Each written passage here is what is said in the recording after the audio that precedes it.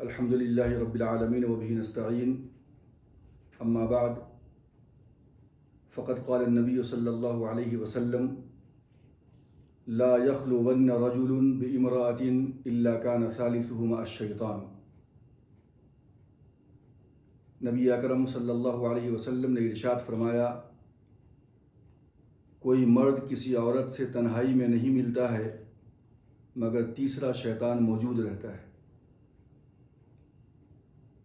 غیر محرم کے ساتھ تنہائی میں عورت کا بیٹھنا کتنا خطرناک ثابت ہوتا ہے، اس کا پتہ اس حدیث سے بخوبی ہم سب کو سمجھ میں آ سکتا ہے۔ اسی سلسلے کے اندر علامہ ابن جوزی کی مشہور کتاب جس کا نام تلبیس ابلیس ہے،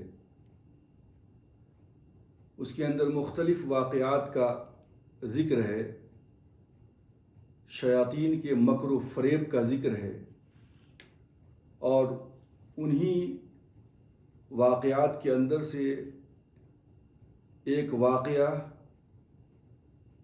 اور بلکہ یوں کہیے کہ یہ ایک حدیث ہے، اس حدیث کا ذکر کیا ہے ابن جوزی علیہ الرحمہ نے کہ شیطان کس طریقے سے گناہ کے قریب یا پھر گناہ کروا دیا کرتا ہے وہ، جبکہ مرد و عورت غیر محرم، یعنی ایک تو ہے محرم،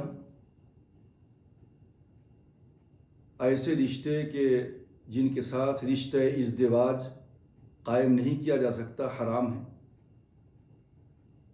اور دوسرے ایسے ہیں کہ جو غیر محرم کہلاتے ہیں، یعنی وہ تمام کے تمام مرد عورت کہ جو آپس میں ایک دوسرے کے ساتھ رشتہ ازدواج یعنی شادی کے بندھن میں بندھنے کی اجازت شریعت اسلامیہ نے انہیں دی ہے، یہ سب غیر محرم کہلاتے ہیں۔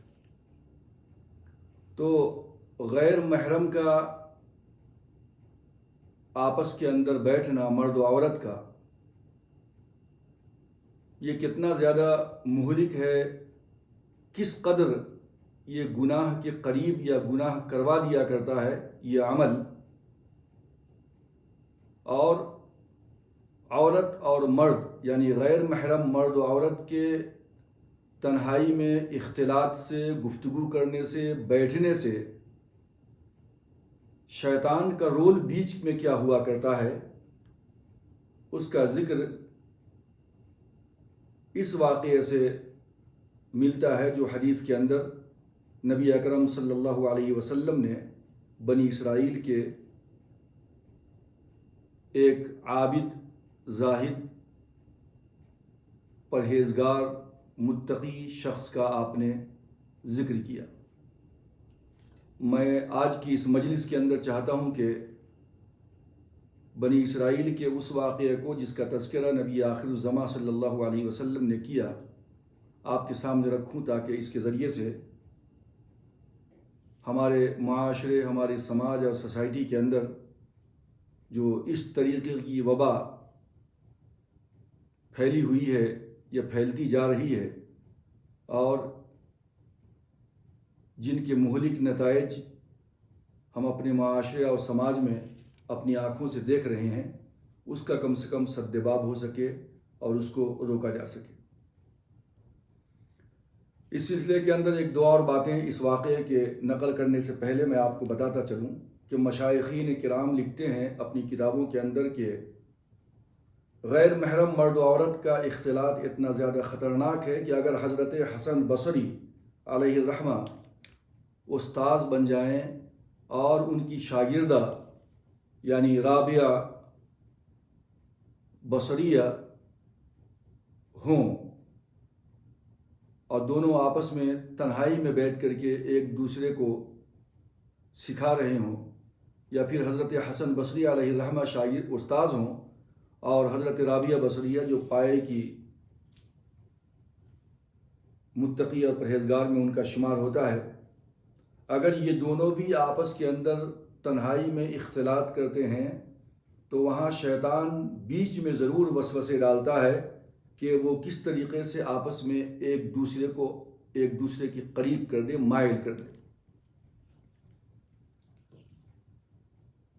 حضرت سیدنا عمر فاروق رضی اللہ تعالیٰ عنہ کے زمانے کا ایک بہت ہی عجیب واقعہ ہے کہ ایک شخص کا گزر ہو رہا تھا اور اس شخص نے دیکھا کہ ایک مرد و عورت آپس میں بیٹھ کر کچھ آہستہ آہستہ گفتگو کر رہے ہیں۔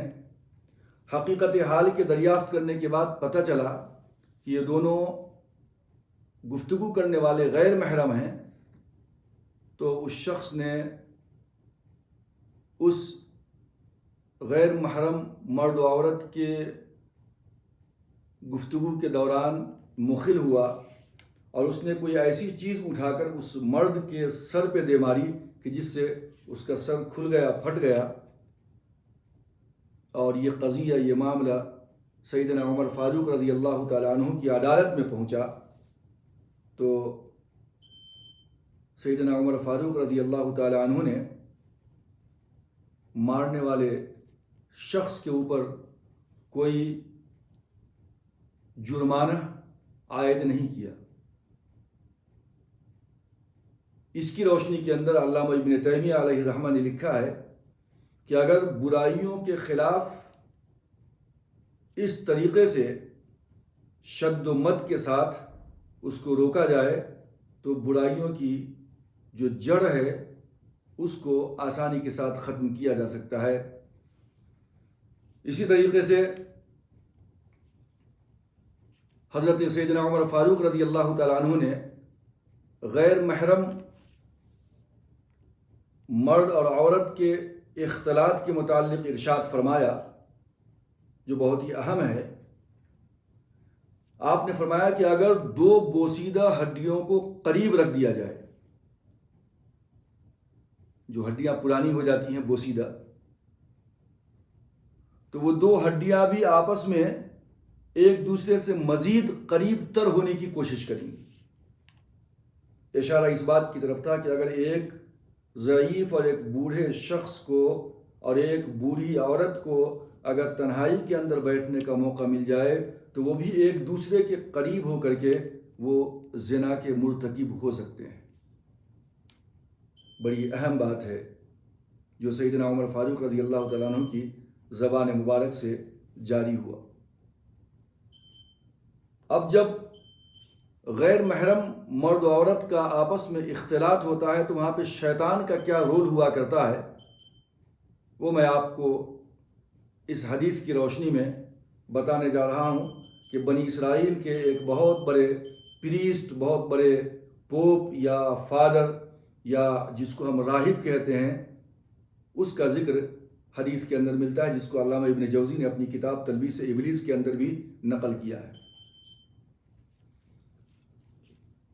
اور وہ شخص جس کا ذکر ملتا ہے اس کا نام ہے برسیسا۔ برسیسا راہب کا، جو اتنا بڑا پائے کا بزرگ، اپنے وقت کا متقی پرہیزگار، لیکن جب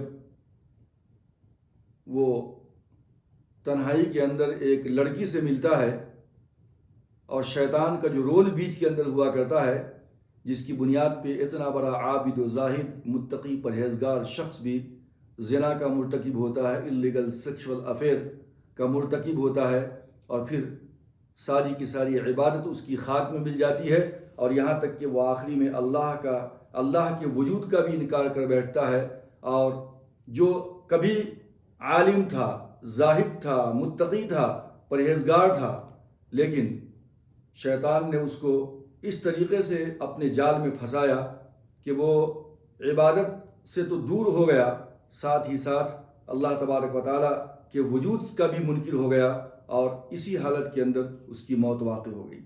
وہ کیا واقعہ ہے کہ برسیسا بنی اسرائیل کا ایک بہت بڑا عابد و زاہد شخص، اس نے اپنی عبادت کے لیے شہر سے کچھ دوری کے اوپر ایک عبادت خانہ تیار کروایا، اطراف میں کھیت ہیں، لہلاتے ہوئے باغات ہیں، لیکن انسان کوئی نہیں بستا وہاں، کسی سے وہ گفتگو نہیں کرتا، وہ اپنے اس عبادت خانے سے باہر نہیں نکلتا۔ لیکن جب عبادت کرتے کرتے تھک جاتا تو کبھی کبھی ایک دو مرتبہ دن کے اندر اپنے عبادت خانے کے ونڈو سے، کھڑکی سے وہ باہر مشاہدہ کر لیا کرتا، دیکھ لیا کرتا، تھوڑا سا ریفریش ہو جاتا۔ جب شیطان نے یہ دیکھا کہ برسیسا تو کسی سے ملتا نہیں ہے، اللہ کی عبادت میں منہمک اور مشغول رہتا ہے، تو اس نے کھڑکی کے باہر کچھ فاصلے کے اوپر انسانی شکل میں آ کر جانماز بچھا دیا، مصلی بچھا دیا، اور نماز کے اندر وہ مشغول ہو گیا۔ شیطان ہے، انسانی شکل اختیار کرتا ہے اور وہ نماز کی حالت میں کھڑا ہو جاتا ہے۔ اب جب برسیسا اپنی عبادت سے تھک کر اپنی کھڑکی سے باہر دیکھتا ہے تو اس کی حیرت کی انتہا نہیں ہے کہ بھائی میں تو یہاں اپنے عبادت خانے میں تھا اور یہ باہر کھیت کے اندر مصلی بچھا کر نماز میں مشغول ہے، حالت قیام کے اندر ہے۔ پھر اپنی عبادت میں چلا جاتا ہے۔ پھر دن کے کسی اور حصے میں جب وہ کھڑکی کی طرف دیکھتا ہے تو پہلے تو وہ شخص حالت قیام میں تھا، کھڑا ہوا تھا، اور اب جب دوسری مرتبہ وہ دیکھتا ہے تو اب وہ حالت رکوع کے اندر ہے، جھکا ہوا ہے۔ پھر وہ اپنی عبادت میں مشغول ہو گیا۔ پھر جو ہے دن کے آخری پہر کے اندر باہر نگاہ دوڑائی تو دیکھا کہ وہی شخص اب حالت سجدہ کے اندر ہے۔ یہ معاملہ کئی ہفتوں تک چلتا رہا۔ اب اس کے بعد برسیسا کے دل میں خیال پیدا ہوا کہ بڑا متقی پرہیزگار اور عابد شخص ہے جو دنیا سے کنارہ کشی اختیار کر کے کھیت میں آ کر کے اللہ کی عبادت و ریاضت کے اندر مشغول ہو گیا ہے۔ جیسے ہی برسیسا کے دل کے اندر ایسا خیال پیدا ہوا، شیطان نے اپنا مصلی اب جو ہے کھڑکی کے قریب کر لیا۔ وقت گزرتا گیا، کئی ہفتے، مہینے گزرنے کے بعد برسیسا نے سوچا کہ آخر پوچھوں کہ یہ شخص کون ہے، اس کی تعریف کیا ہے۔ برسیسا نے پوچھا کہ بھائی آپ کی تعریف، آپ کون ہیں؟ شیطان نے کہا کہ بھائی مجھے آپ ڈسٹرب نہ کریں، میں اللہ کی عبادت میں مشغول ہوں، مصروف ہوں میں۔ جواب نہیں دیا اس نے۔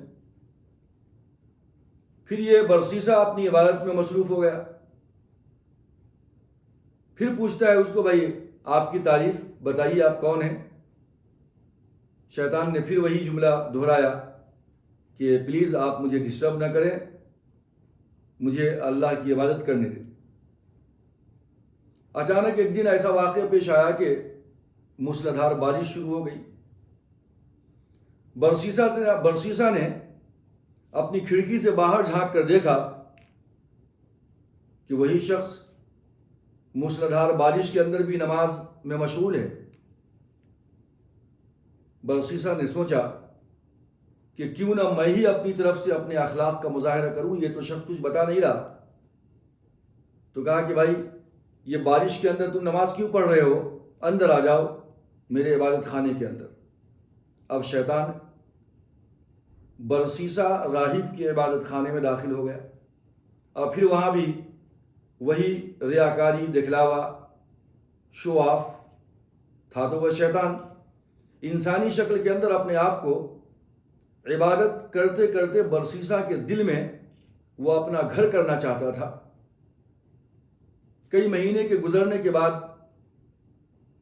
جب برسیسا کے دل کے اندر تھوڑی الفت اور محبت پیدا ہو گئی کہ بڑا یہ بزرگ آدمی ہے، نیک آدمی ہے، تو اب شیطان نے کہا کہ برسیسا دیکھو میرے جانے کا وقت آ گیا ہے، لیکن جانے سے پہلے میں تمہیں ایک تحفہ دینا چاہتا ہوں، اور وہ تحفہ یہ ہے جو مجھے بہت ہی محنت و مشقت کے بعد مجھے اپنے بڑوں سے ملا ہے۔ بڑا قیمتی تحفہ ہے یہ۔ برسیسر نے کہا کہ مجھے ایسے کسی تحفے کی ضرورت نہیں ہے۔ اس نے کہا کہ بڑے عجیب بیوقوف آدمی معلوم ہوتے ہو تم، نالائق، اتنا بڑا قیمتی تحفہ جو مجھے اپنے بڑوں سے ملا ہے کافی سال و سال کی محنت و مشقت کے بعد، اور آپ انکار کر رہے ہیں۔ برسیسر نے کہا کہ ٹھیک ہے، اگر ایسی بات ہے تو دے دے مجھے وہ۔ بولے کہ یہ ایک دم دے رہا ہوں میں تمہیں، اور وہ دم یہ ہے کہ تم کسی بھی بیمار کے اوپر پڑھ کر کے دم کرو گے تو وہ بیمار شفا یاب ہو جائے گا۔ اور یہ دم برسیسا کو سکھایا اور شیطان وہاں سے نکل پڑا۔ کہا تھا کہ میرا جانے کا وقت ہو گیا ہے، اب مجھے دوسری جگہ جانا ہے۔ شیطان سیدھا بادشاہ کے گھر پہ پہنچا، اور جو بادشاہ تھا اس وقت، اس کے 3 لڑکے تھے اور 1 لڑکی تھی۔ یہ شیطان اپنا اثر بادشاہ کی بیٹی کے اوپر ڈالتا ہے، اور وہ مجنونہ بن جاتی ہے، دیوانگی کی کیفیت اس کے اندر پیدا ہو جاتی ہے، دورے پڑنے لگتے ہیں، حکما کو، اطباء کو بلایا جاتا ہے، لیکن کسی کی بھی کوئی دوا کارگر نہیں ہوتی۔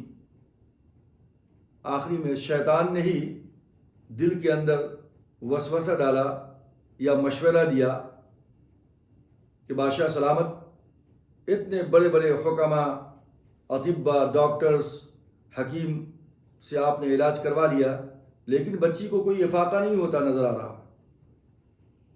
کیا ہی بہتر ہوتا کہ ہم کسی بڑے عالم، فاضل، اللہ کے ولی، بزرگ سے ایک مرتبہ جھاڑ پھونک کروا لیتے، تو ممکن ہے کہ شاید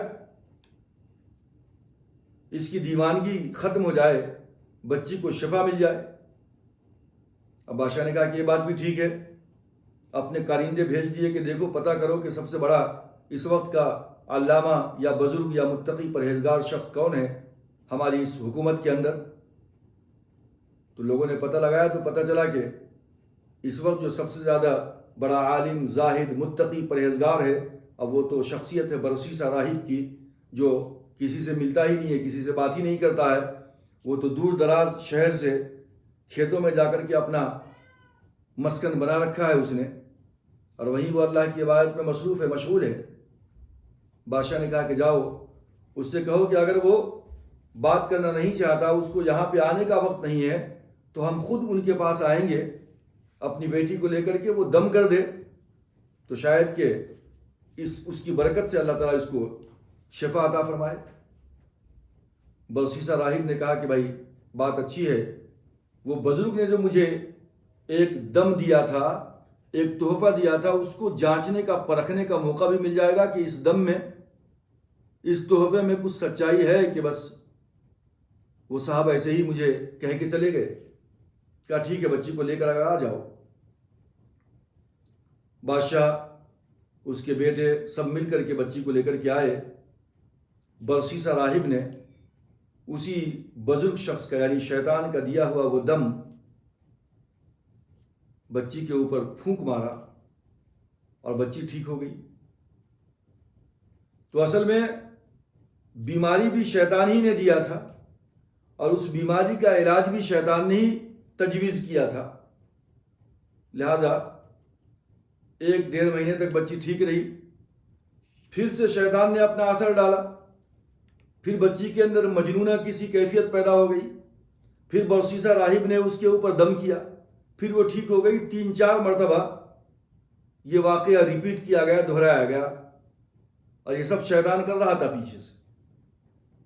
آخری میں ایک وقت ایسا آیا کہ کسی دوسرے بادشاہ نے اس بادشاہ کے ملک کے اوپر حملہ کرنے کا ارادہ کیا، تو اب بادشاہ بنفس نفیس اپنی فوج کے ساتھ اور اپنے 3 صاحبزادوں کے ساتھ، شہزادوں کے ساتھ وہ جنگ کے اندر جانا چاہتا تھا۔ اب اسے یہ تشویش ہوئی کہ میں اپنی بیٹی کو کہاں رکھوں۔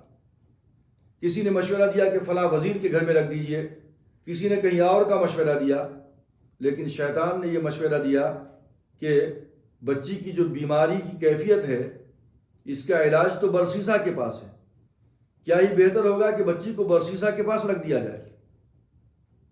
بادشاہ سلامت اپنی بچی کو لے کر، اپنے شہزادوں کو لے کر برسیسا کے عبادت خانے پہنچے اور سارا کا سارا واقعہ بیان کیا کہ مجھے ایک جنگ کے اندر جانا پڑے گا، میری بچی اکیلی تنہا ہے اور اس کی کیفیت آپ کو معلوم ہے اور اس کا علاج بھی آپ ہی کے پاس ہے، کیا ہی بہتر ہوگا کہ اس بچی کو آپ ہی رکھ لیں۔ برسیسا نے کہا لا حول ولا قوت الا باللہ، ایسا کیسے ممکن ہے کہ میں جو ہے ایک غیر محرم کو جو ہے میں اپنے پاس رکھ لوں۔ بادشاہ نے کہا پریشانی کی بات نہیں ہے، میں اس کا مکان آپ کے عبادت خانے کے سامنے بنا دوں گا، یہ اس گھر میں رہا کرے گی، آپ یہاں رہا کریں گے۔ اگر کوئی ایسی پریشانی ہوئی، طبیعت خراب ہوئی تو آپ اس کو دم کر دیا کریں گے، وہ ٹھیک ہو جائے گی، اور میں سمجھتا ہوں کہ پورے شہر کے اندر میری بچی آپ کے پاس زیادہ محفوظ اور مامون رہے گی۔ برسیسا نے کہا کہ اگر ایسی بات ہے تو ٹھیک ہے، مجھے کوئی اعتراض نہیں ہے۔ بادشاہ نے سامنے محل تعمیر کروایا یا ایک مکان بنوایا، اس کے اندر اپنی بچی کو رکھ دیا اور وہ جنگ کی مہم کے اوپر اپنے شہزادوں کے ساتھ نکل پڑا۔ اب برسیسا راہب کے دل کے اندر یہ خیال پیدا ہوا کہ میں تو اپنے لیے کھانا بناتا ہوں، وہ لڑکی سامنے گھر میں اکیلی ہے، بادشاہ کے محل میں اس کی پرورش ہوئی ہے، پتہ نہیں کھانا بھی اس کو بنانے آتا ہے کہ نہیں، اگر ایک اور آدمی کا کھانا میں بڑھا دیتا ہوں تو اس میں کیا حرج ہے، لہٰذا بچی کا کھانا بھی برسیسا راہب نے اپنے کھانے کے ساتھ بنانا شروع کر دیا اور طریقہ یہ اختیار کیا کھانا پہنچانے کا بچی تک کہ وہ اپنے دروازے کے اندر ہی قریب میں کھانا لا کے رکھ دیتا اور اپنے دروازے کی کنڈی کھٹکھٹاتا، یہ اشارہ ہوتا تھا لڑکی کے لیے کہ کھانا تیار ہے، کھانا لے کر تم چلی جاؤ۔ وہ لڑکی آتی اور دروازے کے اندر سے کھانا لیتی، واپس چلی جاتی۔ سلسلہ کچھ دنوں تک چلتا رہا۔ اب اس کے بعد شیطان نے برسیسا راہب کے دل کے اندر یہ وسوسہ ڈالا کہ یہ کیا کر رہے ہو کہ تم کھانا بنا کر اپنے دروازے کے اندر رکھ دیتے ہو، لڑکی کا گھر سامنے ہے، وہاں سے وہ آتی ہے، بیچ میں کسی غیر مرد کی نگاہ پڑ گئی تو ہو سکتا ہے کہ وہ بچی کے اوپر حملہ آور ہو جائے، اس کی عزت کو خراب کر دے، یہ بہتر ہوگا کہ تم کھانا لے جا کر کے بچی کے دروازے کے اندر رکھ دیا کرو اور تم کنڈی ہلا دیا کرو، بچی کھانا لے لے گی۔ برسیسا نے سوچا کہ یہ بات بھی اچھی ہے، چلو۔ اب یہ دوسرا سلسلہ شروع ہوا کہ اب برسیسا جب کھانا بناتا تو کھانے سے فارغ ہونے کے بعد بچی کا کھانا بچی کے گھر لے جا کر پہنچاتا اور اس کے دروازے کے اندر رکھ دیتا اور کنڈی کھٹکھٹاتا تاکہ بچی کھانا لے لے۔ یہ سلسلہ کچھ زمانے تک چلتا رہا۔ بعد میں شیطان نے برسیسا راہب کے دل کے اندر یہ خیال پیدا کیا کہ بھائی تم تو صبح سے شام تک اللہ کی عبادت میں مشغول رہتے ہو اپنے عبادت خانے کے اندر، اور بچی اکیلی ہے وہاں، وہ بور ہو رہی ہوگی، ہو سکتا ہے وہ اور زیادہ بیمار ہو جائے اکیلے رہ رہ کے، لہٰذا تم جہاں عبادت کرتے ہو اس کو بھی کچھ عبادت کرنا سکھاؤ، کچھ واعظ و نصیحت کر دیا کرو۔ برسیسا راہب نے سوچا کہ بات تو اچھی ہے لیکن اس کا طریقہ کار کیا ہونی چاہیے۔ شیطان نے پھر سے دل میں خیال ڈالا کہ اچھا تم یہ کرو کہ تم اپنے چھت پہ آ جاؤ اور لڑکی کو کہو کہ وہ اس کے چھت پہ آ جائے اور تم اپنے چھت پہ بیٹھ کر کے واعظ و نصیحت کر دیا کرو۔ یہ سلسلہ چلتا رہا، ہفتے میں 1 دن 2 دن، پھر شیطان نے وسوسہ ڈالا کہ بھائی کیا بہتر ہوگا کہ روزانہ جو ہے یہ تعلیم ہو، لہٰذا اب روزانہ جو ہے دونوں چھت کے اوپر آتے، برسیسا راہب لڑکی کو واعظ و نصیحت کرتا، لڑکی بھی عبادت گزار بننے لگی۔ پھر شیطان نے وسوسہ ڈالا کہ بھائی تم اس چھت کے اوپر، لڑکی اس چھت کے اوپر اگر کوئی راہگیر جانے والا، راستے سے گزرنے والا دیکھ لیا تو بولے گا یہ کیا چکر ہے بھائی،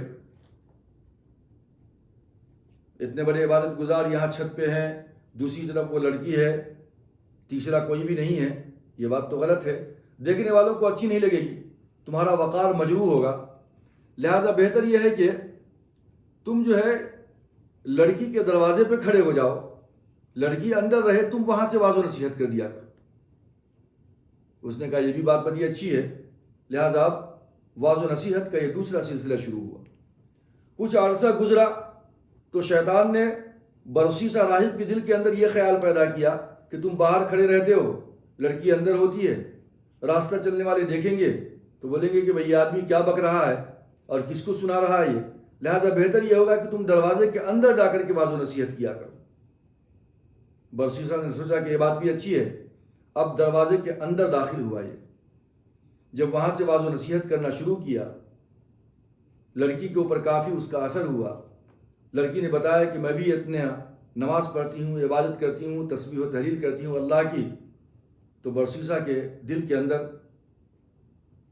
بڑی اہمیت پیدا ہوئی لڑکی کے متعلق، اور اب یہاں سے شیطان نے لڑکی کے دل کے اندر برسیسہ کی محبت پیدا کر دی۔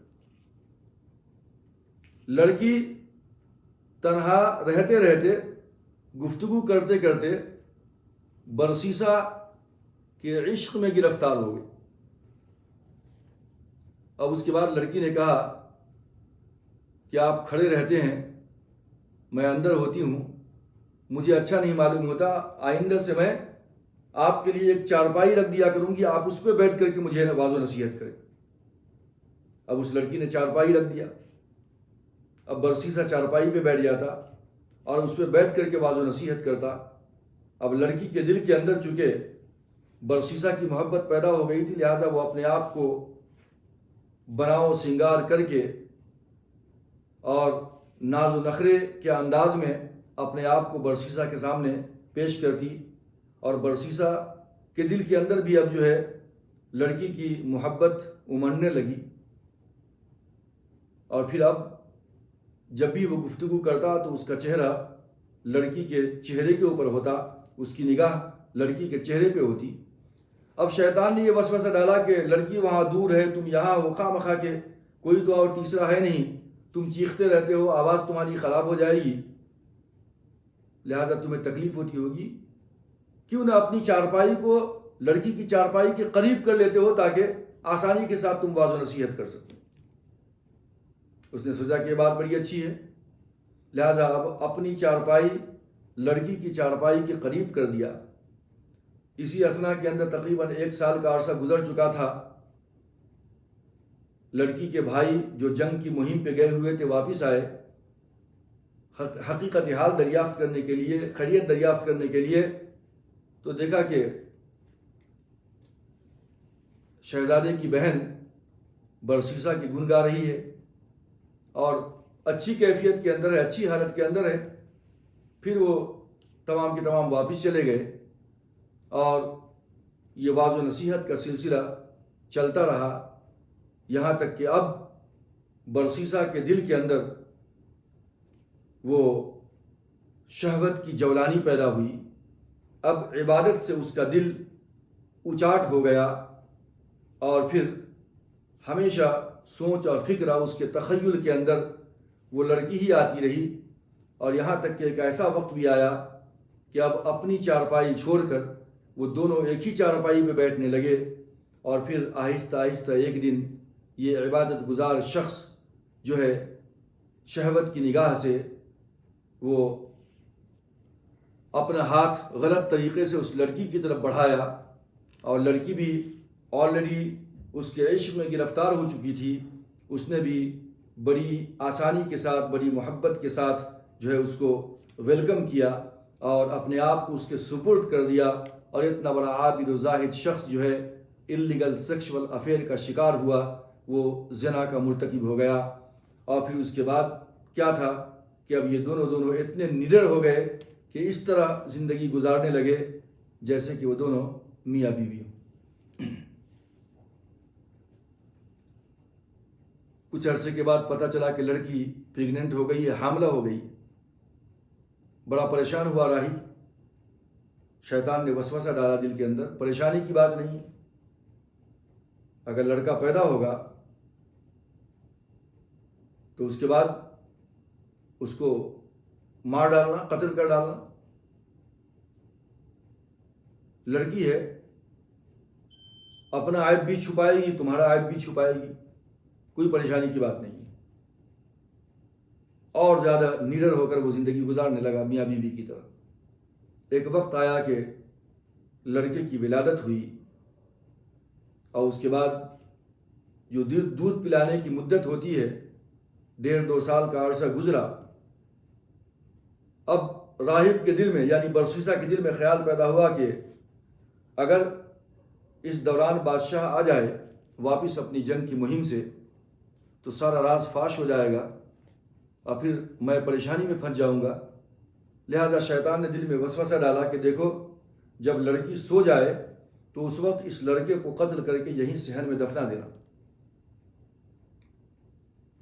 برسیسا راہب نے لڑکی کے سونے کے بعد بچے کو اٹھا کر قتل کر ڈالا اور وہیں صحن میں دفن کر دیا۔ لڑکی اٹھی، بچے کو تلاش کیا۔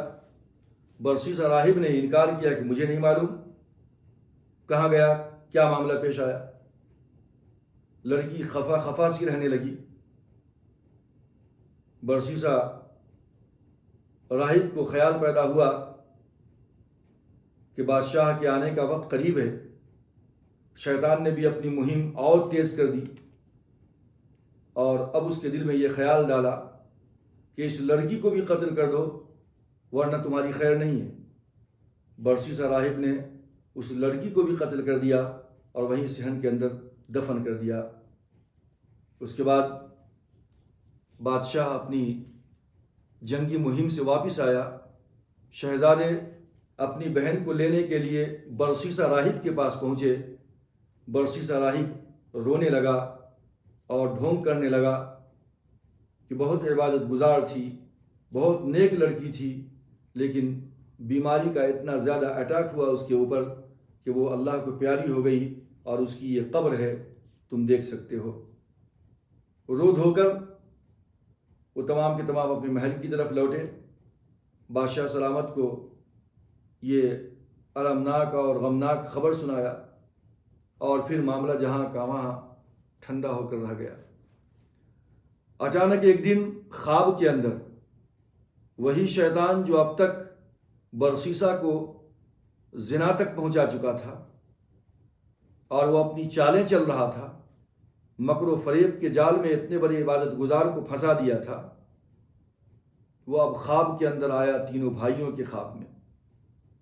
بڑے بھائی کے خواب میں آیا، پوچھا کہ تمہاری بہن کا کیا ہوا؟ تو اس نے کہا کہ برسیسا راہب کے پاس تھی، طبیعت خراب ہوئی، انتقال ہو گیا، وہیں دفن کر دی گئی ہے۔ شیطان نے کہا کہ نہیں، ایسا نہیں ہے، بلکہ برسیسا راہب نے تمہاری بہن کو قتل کر دیا ہے، اس نے اس کے ساتھ زناکاری کی ہے اور بچے بھی تولد ہوئے تھے، اس نے بچے کو بھی قتل کر دیا اور تمہاری بہن کو بھی قتل کر دیا، اور دونوں کی قبر وہی ہے، اگر یقین نہ ہو تو جا کر کے کھدائی کر کے تم جو ہے دیکھ سکتے ہو۔ پھر بڑے بھائی کے پاس سے دوسرے بھائی کے خواب میں آیا، وہاں بھی اس نے وہی بات سکھائی۔ تیسرے بھائی کے خواب میں آیا، وہاں بھی وہی بات سکھائی۔ جب صبح ہوئی تو تینوں بھائی کا آپس میں اجتماع ہوا، بیٹھے تو تمام بھائیوں نے اپنا خواب ایک دوسرے کو بتایا اور کہا کہ یہ عجیب اتفاق ہے کہ تینوں کو ایک ہی جیسا خواب آیا اور ایک ہی خواب آیا۔ بڑے بھائی نے کہا کہ یہ خواب ہی کی بات ہے، چھوڑو ان باتوں کو۔ چھوٹے بھائی نے کہا کہ نہیں، ایسا نہیں ہو سکتا، بلکہ ہمیں حقیقت حال تک پہنچنا ہوگا کہ آخر واقعہ کیا ہے۔ میں ابھی جاؤں گا اور جو ہے وہاں قبر کھود کر کے دیکھوں گا کہ کیا مسئلہ ہے۔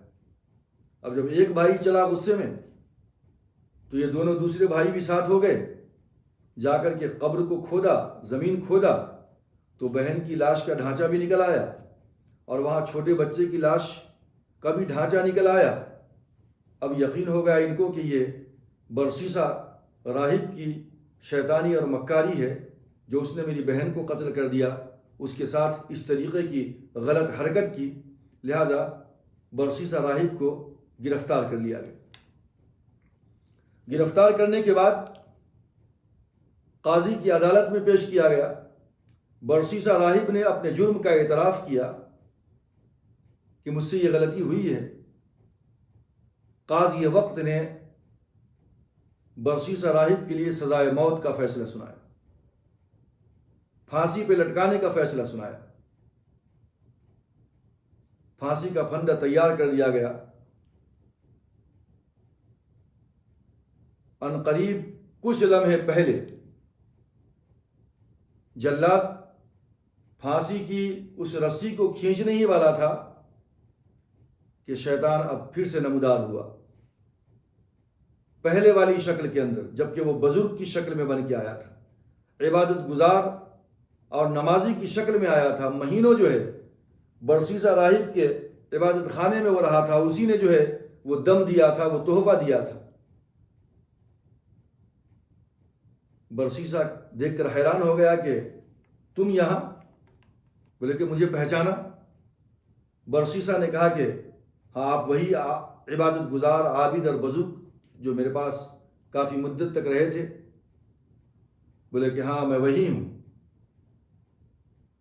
وہ تحفہ جو میں نے تم کو بیماری سے شفا یابی کا دیا تھا، وہ دم، وہ بھی میں نے ہی دیا تھا، اور اس لڑکی کے اوپر جو اثر انداز ہوا تھا وہ میں ہی تھا، وہ بیماری بھی میں نے دیا تھا، بیماری کی شفا بھی میں نے تم کو دی تھی، اور اب اس وقت تمہیں پھانسی کے پھندے سے میں ہی بچا سکتا ہوں۔ برسیسہ راہب پریشان ہو گیا کہ آخر وہ کیسے بچا سکتے ہو؟ بولے کہ بس تم ایک مرتبہ کہہ دو کہ اللہ موجود نہیں ہے، میں تمہیں پھانسی سے بچا لوں گا۔ برسیسہ راہب کی حیرت کی انتہا نہ رہی، اور اس نے جان بچانے کے لیے کہا کہ ٹھیک ہے، ایک مرتبہ کہہ دیتا ہوں، جان بچ جائے گی تو بعد میں پھر سے اقرار کر لوں گا۔ چنانچہ برسیسہ راہب نے جیسے ہی اپنی زبان سے یہ کلمہ نکالا کہ اللہ موجود نہیں ہے، جلاد نے پھانسی کی وہ رسی کھینچی اور اس کی روح پرواز کر گئی۔ اتنا بڑا عبادت گزار، متقی، پرہیزگار شخص کس طریقے سے عورت کے ساتھ جب تنہائی میں رہا اور بیچ میں جب شیطان وسوسہ ڈالنے کے لیے حاضر ہوا تو شیطان نے کس طریقے سے مکر و فریب کے جال میں اتنے بڑے بزرگ، اتنے بڑے متقی اور پرہیزگار شخص کو پھنسایا کہ اس کو زنا کا مرتکب بنا دیا، اور یہاں تک کہ اس منزل تک پہنچا دیا کہ جس کے پاس کسی سے بات کرنے کا وقت نہیں تھا، شب و روز اس کے لمحات اللہ کی عبادت میں گزرتے تھے، وہ شخص زنا کا مرتکب بھی ہوا، اور ساتھ میں جب دنیا سے گیا تو اس کی موت بھی کفر پہ ہوئی، یعنی وہ اللہ کا منکر بن کر کے جو ہے اس دنیا سے گیا۔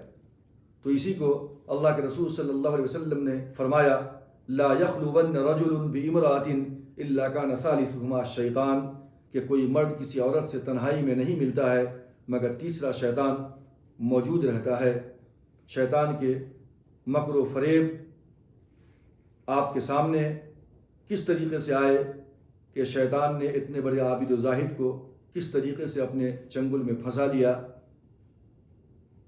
لہٰذا ہم سب کو اللہ تبارک و تعالیٰ کی بارگاہ میں دعا کرنی چاہیے کہ اللہم احفظنا من الشیطان الرجیم، رب اعوذ بک من ہمزات الشیاطین واعوذ بربک ان یحضرون، کہ اے اللہ ہمیں شیطان مردود کے شر سے محفوظ فرما۔